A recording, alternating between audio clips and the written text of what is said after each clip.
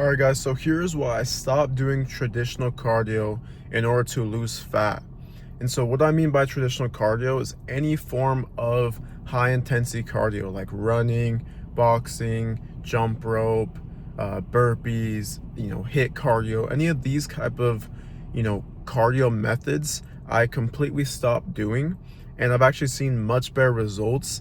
And I would 100% recommend this for someone who isn't a fan of traditional cardio. So if you like to run, then and that's what works for you and you can consistently do that, then that is something you can stick to, right? But I'm speaking specifically to the people who very similar to me didn't enjoy doing traditional types of cardio. I had tried all the different types of cardio methods. I did sports growing up. I did wrestling. I knew how to, do these like extreme cardio versions. And after graduating high school, I tried to lose weight and I tried to do all these runs, and I was running. I got up to running consistently 3 to 5 miles, which is, very difficult for someone like me who always hated running.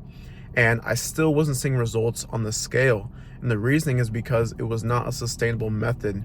I would do it one day and then, my joints would hurt, or, something that people don't honestly know about is that my hunger would spike. And this happens to everybody. High intensity cardio will spike your hunger levels. So even though you're trying to lose weight, you're actually getting hungrier and you're not burning nearly as much calories as you would think when you're running. Like, for example, if you run for, let's say, 30 minutes, you might burn about 300, maybe 500 calories.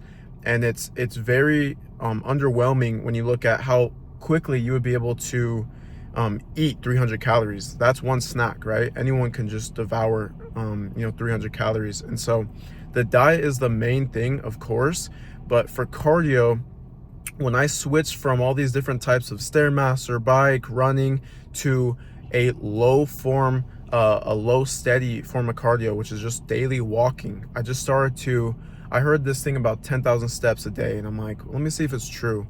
And so I tried it, and I would do these steps, and even when I jumped straight to 10,000 steps, I burnt out. And so the key is to check your phone. It will tell you your average, whether you're on the Health app or for Android, it's a different version, but it will tell you exactly how much steps you're averaging weekly without even trying, right?